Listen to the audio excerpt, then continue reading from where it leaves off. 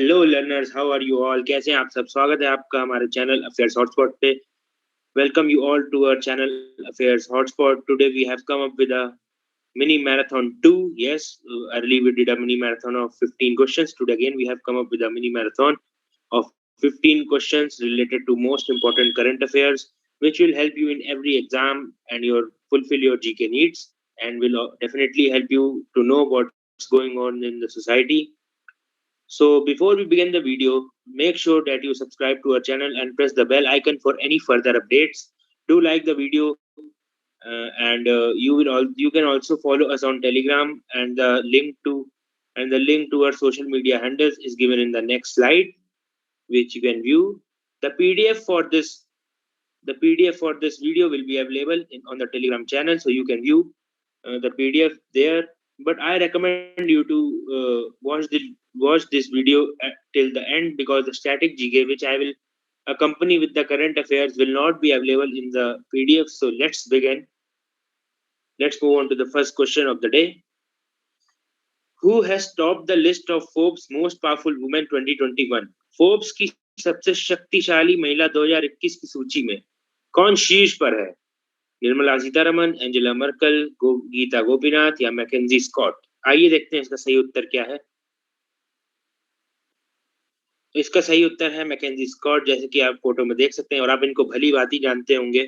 ये अमेजोन के सीईओ और फाउंडर जेफ बेजोस जी की एक्स वाइफ हैं. जी हाँ, इन 2019 में इनका डिवोर्स हो गया था.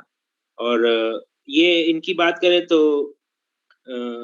ये एक फिलैंथ्रोपिस्ट हैं और ऑथर हैं, और इन्होंने इस साल $6 बिलियन एनजीओ को डोनेट किए हैं. और गिविंग प्लेज एक संस्था थी. गिविंग प्लेज एक इनका वो था, मोटो था. इसमें इन्होंने प्लेज लिया था कि ये अपनी हाफ ऑफ द इनकम कम से कम डोनेट करेंगी, जो इन्होंने करके दिखाया, जो कि $5.8 बिलियन, ऑलमोस्ट $6 बिलियन इन्होंने डोनेट किया है एनजीओ को. तो ये सबसे शक्तिशाली महिला है पूरे दुनिया की इस समय. और अपने भारत की बात करें तो निर्मला सीतारमन जी, जो कि वित्त मंत्री हैं, वो इस लिस्ट में 37वें स्थान पर हैं. आइए अगले क्वेश्चन की ओर बढ़ते हैं. Who is the new chancellor of Germany? बहुत ही इंपॉर्टेंट क्वेश्चन है. जर्मनी का नया चांसलर कौन है? आइए देखते हैं इसका सही उत्तर क्या है. इसका सही उत्तर है ओल्फा स्कोल्स. जी हाँ, जैसे कि आप फोटो में देख सकते हैं, लेफ्ट साइड पे एंजेला मर्केल जी हैं, जो कि 16 साल रही थी चांसलर जर्मनी की, जो कि 16 साल जर्मनी की चांसलर रही हैं 2005 से 2021 तक. लेकिन अब ओल्फा स्कोल्स, जो कि इन्हीं के कैबिनेट में वाइस चांसलर थे और 2018 से 2021 तक फिनेंस मिनिस्टर भी रह चुके हैं, अब उन्होंने ये पदभार संभाल लिया है, चांसलर ऑफ जर्मनी. काफी इंपॉर्टेंट क्वेश्चन हो जाता है ये एग्जाम पॉइंट ऑफ व्यू से, क्योंकि जर्मनी से रिलेटेड हर न्यूज काफी ट्रेंडिंग में रहती है. और अब तो ये चांसलर ही बदल गए हैं यहाँ के, तो इसलिए काफी इंपॉर्टेंट क्वेश्चन है. So please note that question. Let's move on to the next question. International civil aviation day is celebrated annually on which day? अंतरराष्ट्रीय नागरिक उड्डयन दिवस प्रतिवर्ष किस दिन मनाया जाता है? दिसंबर 5, दिसंबर 6, दिसंबर 4 या दिसंबर 7? आइए देखते हैं इसका सही उत्तर क्या है. तो इसका सही उत्तर है दिसंबर 7. जी हाँ, जैसे कि आप फोटो में देख सकते हैं, international civil aviation day is celebrated annually on 7 December, and the main purpose of this day is to recognize importance of civil aviation in social and economic development of the world and rapid transit network in service of all mankind. तो इसका main purpose है कि economic और social अर्थव्यवस्था को मजबूत करने में मदद करता है, क्योंकि गुड्स कैरी करता है एक देश से दूसरे देश तक. कार्गो जो होते हैं, कार्गो प्लेन्स जो होते हैं, और इकोनॉमिक एंड सोशल डेवलपमेंट बहुत होता है सिविल एविएशन से. और मैनकाइंड की सेवा में हमेशा सिविल एविएशन तत्पर रहा है. और सबसे इम्पोर्टेंट ऑर्गेनाइजेशन, ये बहुत इम्पोर्टेंट है, ICAO international civil aviation organisation है, जो कि सिविल एविएशन के रूल्स एंड प्रिंसिपल्स तय करती है पूरी दुनिया में. Planning and development of international air transport to ensure safe and orderly growth.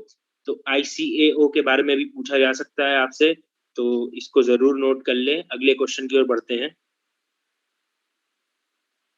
Sanjeev Mehta has been appointed as the president of which important organization? Sanjeev Mehta को किस महत्वपूर्ण संगठन का अध्यक्ष नियुक्त किया गया है? Federation of Indian Chambers of Commerce and Industry FICCI, Confederation of Indian Industries CII, Food Corporation of India FCI, या फिर Securities and Exchange Board of India SEBI. आइए देखते हैं इसका सही उत्तर क्या है। इसका सही उत्तर है फिक्की, फिकी, federation of Indian Chambers of Commerce and industry. जैसे कि आप फोटो में देख सकते हैं, संजीव मेहता जी की तस्वीर है ये। इन्हें हाल ही में नया प्रेसिडेंट नियुक्त किया गया है फिकी का। तो फिकी के बारे में बात करें तो ये अपने देश की एपेक्स बिजनेस ऑर्गेनाइजेशन है। और जानते हैं इसके बारे में, तो ये बनाई गई थी महात्मा गांधी, जी हाँ, महात्मा गांधी जी की एडवाइस पे बनाई थी बिजनेसमैन जी.डी. बिरला एवं पुरुषोत्तम दास ठाकुर दास जी ने। तो ये भी क्वेश्चन आ सकता है कि on whose advice was FICCI formed. तो इसका सही उत्तर है महात्मा गांधी जी, और Sanjeev Mehta is the new president of this organisation. Let's move on to the next question.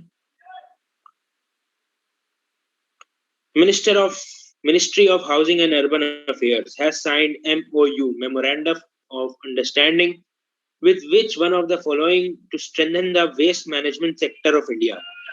मतलब आवास और शहरी मामलों के मंत्रालय ने भारत के अपशिष्ट प्रबंधन क्षेत्र को मजबूत करने के लिए निम्नलिखित में से किसके साथ समझौता ज्ञापन पर हस्ताक्षर किए हैं? World Health Organisation, United Nation Development Programme, World Bank, या फिर इंटरनेशनल मॉनेटरी फंड। आइए देखते हैं इसका सही उत्तर क्या है। इसका सही उत्तर है यूनाइटेड नेशंस डेवलपमेंट प्रोग्राम। जैसा कि आप फोटो में देख सकते हैं, लेफ्ट साइड में joint secretary ministry of housing and urban affairs, और राइट साइड पे यूएनडीपी की रिप्रेजेंटेटिव है, बीच में secretary ministry of housing and urban affairs. तो इन दोनों के बीच में समझौता साइन हुआ है। तो इसके तहत ये वेस्ट मैनेजमेंट पे काम करेंगे इंडिया में। जैसे कि आप जानते हैं, यहाँ पे वेस्ट स्वच्छ भारत अभियान भी चल रहा है, और वेस्ट को मैनेज करने का बहुत बड़ा यहाँ पे काम है, बहुत जरूरत है वेस्ट मैनेजमेंट की। तो इसके ऊपर ये काम करेंगे। तो आइए बात करते हैं MOHUA, ministry of housing and urban affairs के बारे में। तो ये फॉर्म हुई थी 1947 में। इसका मुख्यालय यानी हेडक्वार्टर्स है न्यू दिल्ली। कैबिनेट मिनिस्टर है Shri Hardeep Singh Puri, and minister of state is Kaushal Kishore. And talking about UNDP, United Nations Development Programme, it is the biggest agency of United Nations spread across 170 nations in the world. Very important piece of information. Its main objective is to eliminate poverty and achieve sustainable economic and human development. गरीबी हटाना और अर्थव्यवस्था के मामलों में development लाना, और सभी मानव जाति का विकास इसका मोटो है, और इसका हेडक्वार्टर्स है न्यूयॉर्क में। तो क्वेश्चन ऐसे भी आ सकता है, where are the headquarters of UNDP, United Nations Development Programme? तो आंसर होगा New York. Let's move on to the next question.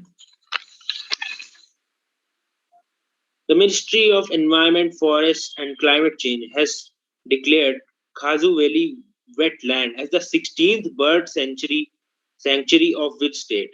पर्यावरण, वन और जलवायु परिवर्तन मंत्रालय ने काजू वैली आर्द्र भूमि को किस राज्य का 16वां पक्षी अभयारण्य घोषित किया है? आंध्र प्रदेश, तमिलनाडु, कर्नाटक या केरला? आइए देखते हैं इसका सही उत्तर क्या है। तो इसका सही उत्तर है तमिलनाडु। जैसे कि आप फोटो में देख सकते हैं, काफी सुंदर जगह है वेटलैंड। तो काजू वैली वेटलैंड को तमिलनाडु की 16वीं बर्ड सेंचुरी, जी हाँ, 16वां पक्षी अभयारण्य घोषित किया गया है। बहुत ही इंपॉर्टेंट क्वेश्चन है, स्टैटिक जीके बहुत ही पूछी जा सकती है इससे, क्योंकि अक्सर bird sanctuaries and national parks, wildlife sanctuaries पूछी जाती हैं। तो ये तो बिल्कुल रिसेंट फॉर्म हुई है, तो आप जरूरी से इसको नोट कर लें। और तमिलनाडु की बात करते हैं तो यहाँ की राजधानी कैपिटल है चेन्नई, गवर्नर है RN रवि जी, मुख्यमंत्री हैं MK स्टालिन। यहाँ के कुछ फेमस फेस्टिवल्स में आता है पोंगल। यहाँ के टेम्पल्स में मीनाक्षी टेम्पल और Kanchipuram temple world wide famous है। और यहाँ के फेमस नेशनल पार्क है Indira Gandhi Annamalai national park and Kalakkad Mundanthurai tiger reserve. तो ये पीस ऑफ इंफॉर्मेशन आपको जरूर नोट कर लेनी चाहिए। तभी मैं बार बार कह रहा हूँ, ऐसी इंफॉर्मेशन के लिए हमारे चैनल को जरूर सब्सक्राइब करें और बेल आइकन को क्लिक करें, और टेलीग्राम पर भी हमें फॉलो करें, क्योंकि हमारा काम है आपके लिए क्वालिटी कंटेंट बनाना, जो कि हम सदैव तत्पर रहेंगे इस काम के लिए। अगले प्रश्न की ओर बढ़ते हुए, who have won the 56th and 57th Jnanpith award respectively. क्रमश 56वां और 57वां ज्ञानपीठ पुरस्कार किसने जीता है? नमिता गोखले और मारिया रेसा ने, रजनीकांत और दिमित्री मुरातोव ने, एलेक्सी नवलेनी या बेंजामिन लिस्ट ने, या फिर नीलमणि फूकन और दामोदर मौजो जी ने। तो आइए देखते हैं इसका सही उत्तर क्या है। तो इसका सही उत्तर है नीलामी फूकन जी और दामोदर मौजो जी। जी हाँ, 56 ज्ञानपीठ अवार्ड जीता है नीलामी फूकन ने और 57 जीता है दामोदर मौजो ने। 56 और 57 ज्ञानपीठ अवार्ड एक ही साथ दिया गया इसी साल, because due to COVID last year the award giving function ceremony was not hosted. That's why the awards have been jointly presented this year in 2021. So talking about नीलामी फूकन जी, असम से हैं ये, और असम के तीसरे ऐसे बंदे हैं, कवि हैं, जिन्होंने ज्ञानपीठ अवार्ड जीता है। और इनकी कुछ फेमस वर्क्स हैं कोबिता और गुलाबी जामुर लगना। तो ये आ सकता है एग्जाम में कि कोबिता किसने लिखी है, तो नीलामी फूकन जी ने। और दामोदर मौजो जी की बात करें तो ये हेल करते हैं गोवा से, और गोवा में इन्होंने काफी नाम कमाया है और पूरे देश में नाम कमाया है ज्ञानपीठ अवार्ड जीत के। तो इनका एक फेमस वर्क है रुमाद फुल। तो ये भी आ सकता है क्वेश्चन। और ज्ञानपीठ अवार्ड के बारे में बात करें तो ये इंडिया का सबसे बड़ा, हाईएस्ट, सब ओल्डेस्ट, सबसे पुराना लिटरेरी अवार्ड है, लिटरेरी अवार्ड, जो कि भारतीय ज्ञानपीठ एक ऑर्गेनाइजेशन है वो देती है। और इसको जीतना हर एक लिटरेचर से एसोसिएटेड व्यक्ति का सपना होता है, और इन दोनों ने सपना सच किया है। ऐसे ही आप अपने भी सपने सच करें, हम चाहते हैं एग्जाम्स में क्वालिफाई करें। Let's move on to the next question. The humanitarian relief and disaster relief exercise for the member nations of BIMSTEC countries is planned to be held from 20 to 22nd December at Pune. What is the name of the exercise? BIMSTEC देशों के सदस्य देशों के लिए मानवीय राहत और आपदा राहत अभ्यास 20 से 22 दिसंबर तक पुणे में आयोजित किया जाएगा। अभ्यास का नाम क्या है? अजय वॉरियर, पैनेक्स, मैत्री या ओसेंडेक्स? आइए देखते हैं इसका सही उत्तर क्या है। तो इसका सही उत्तर है पैनेक्स। जी हाँ, जैसे कि आप फोटो में देख सकते हैं, ये पिछले साल की तस्वीर है, अभी हुई नहीं एक्सरसाइज। तो पिछले साल कुछ ऐसा सीन रहा था, काफी अच्छी एक्सरसाइज रही थी ये पैनेक्स, और काफी इंपॉर्टेंट सेक्टर में है ह्यूमैनिटेरियन रिलीफ और डिजास्टर मैनेजमेंट, क्योंकि नेचुरल डिजास्टर्स कब आ जाए किसी को नहीं मालूम, तो उसी के लिए एक फौज तैयार करना देश की जिम्मेदारी है। तो इसीलिए एक्सरसाइज करवाई जा रही है पैनेक्स। और बिम्स्टेक की बात करें तो काफी इंपॉर्टेंट बॉडी हो जाती है ये, इस पे कई क्वेश्चंस भी आ चुके हैं एग्जाम्स में। Bay of Bengal initiative for multi sectoral and technical and economic cooperation, इसका फुल फॉर्म है। इसके मेंबर्स हैं Bangladesh, Bhutan, India, Myanmar, Nepal, Sri Lanka and Thailand. तो जैसे कि आप नाम से ही देख पा रहे होंगे, बे ऑफ बंगाल इनिशिएटिव यानी बे ऑफ बंगाल, बंगाल की खाड़ी के आसपास के जितने देश हैं, Myanmar, India, Nepal, Bhutan, Bangladesh, Thailand, ये सब इसके मेंबर्स हैं। चेयरमैनशिप इस समय अध्यक्षता श्रीलंका के पास है, और अध्यक्षता घूमती रहती है इन्हीं मेंबर्स के बीच, alphabetical order of their names. और परमानेंट सेक्रेटरीट है इसका ढाका, बांग्लादेश में। और इनका मेन जो फील्ड्स ऑफ वर्क हैं वो है transport, communication, tourism, counter terrorism and crime control and disaster management, जो कि बहुत ही इंपॉर्टेंट है। तो ये एक म्यूचुअल ऑर्गेनाइजेशन है, इसे मिनी सार्क भी कहा जाता है, south Asian association of Republic countries. तो आइए नेक्स्ट क्वेश्चन की ओर बढ़ते हैं। Question 9, when is international anti corruption day celebrated? अंतरराष्ट्रीय भ्रष्टाचार विरोधी दिवस कब मनाया जाता है? दिसंबर 5, दिसंबर 6, दिसंबर 7 या दिसंबर 9? आइए इसके सही उत्तर की ओर बढ़ते हैं। इसका सही उत्तर है दिसंबर 9। जी हाँ, 9 दिसंबर को इंटरनेशनल एंटी करप्शन डे मनाया जाता है, जो कि आप इसके ऊपर बोलने की मुझे कोई आवश्यकता नहीं लगती, क्योंकि आप सब जानते हैं आजकल छोटी से छोटी चीज में करप्शन चल रहा है। उसी के विरोध में ये दिवस मनाया जाता है। और इस साल की थीम जो है वो है योर राइट योर रोल, से नो टू करप्शन।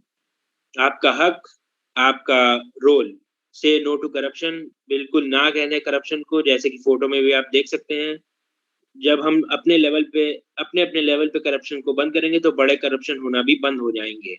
तो इसी के साथ हम लोग आगे बढ़ते हैं।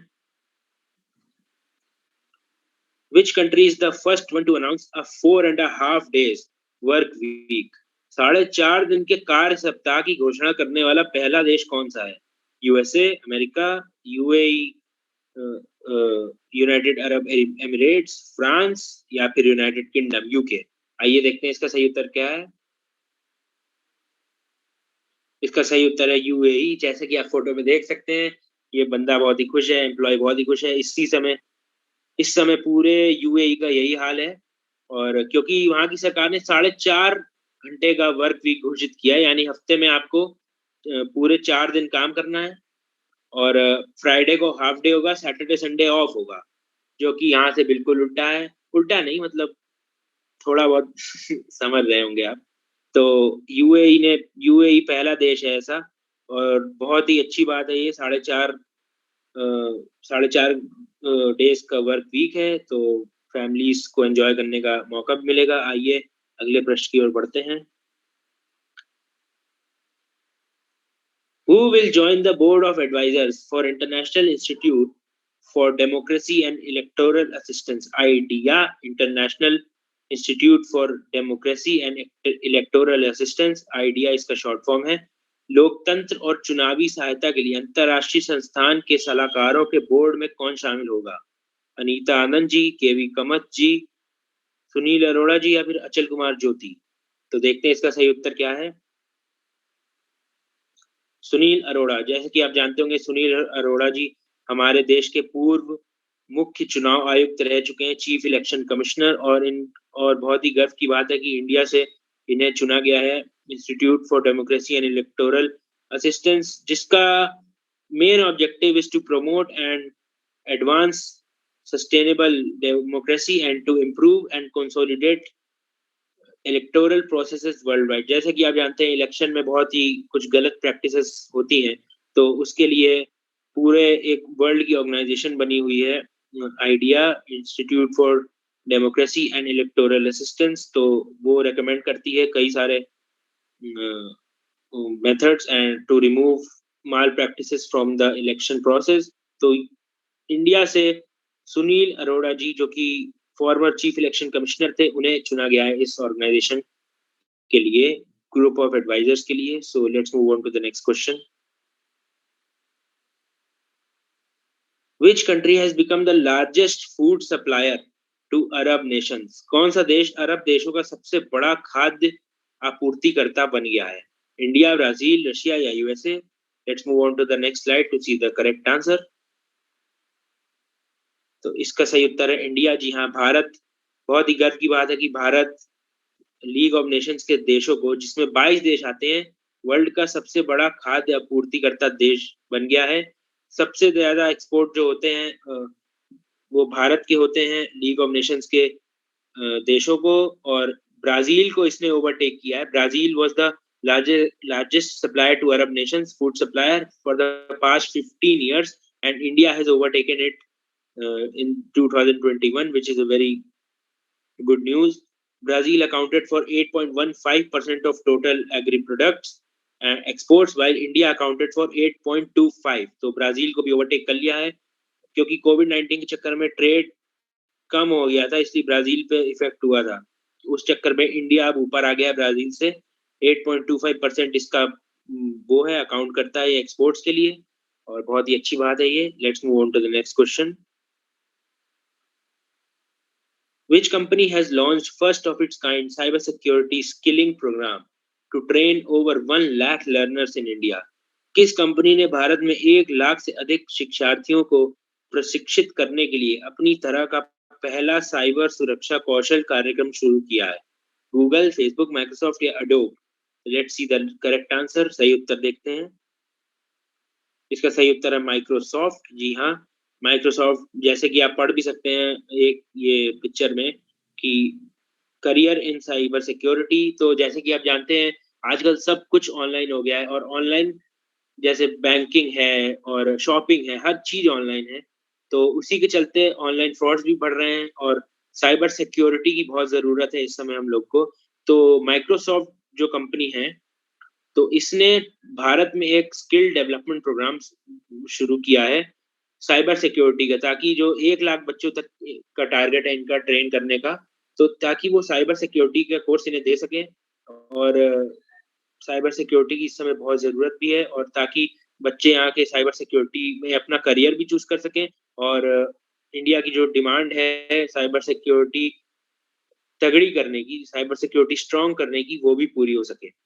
तो अगले क्वेश्चन की ओर बढ़ते हैं हम लोग। Who represented India at the 20th meeting of Shanghai Cooperation Organization SCO Council of Heads of Governments CHG? Shanghai सहयोग संगठन SCO सरकार के प्रमुखों के परिषद CHG की 20वीं बैठक में भारत का प्रतिनिधित्व किसने किया? नरेंद्र मोदी जी, एस जयशंकर जी, निर्मला सीतारमन या फिर राजनाथ सिंह? देखते हैं इसका सही उत्तर क्या है। इसका सही उत्तर है एस जयशंकर। जी हाँ, external affairs minister S Jaishankar has represented India at the 20th meeting of SCO council of heads meeting. And SCO की बात करें तो इसका फॉर्मेशन हुआ था 2001 में। Mutual security and economic organisation है। इसके मेंबर्स हैं, 9 मेंबर्स हैं इसमें, जिसमें इंडिया एंड चाइना, रशिया भी इन्वॉल्व हैं। 3 ऑब्जर्वर स्टेट्स हैं, 6 डायलॉग पार्टनर्स हैं और 4 गेस्ट अटेंडीज है, जिसमें यूनाइटेड नेशंस भी आता है।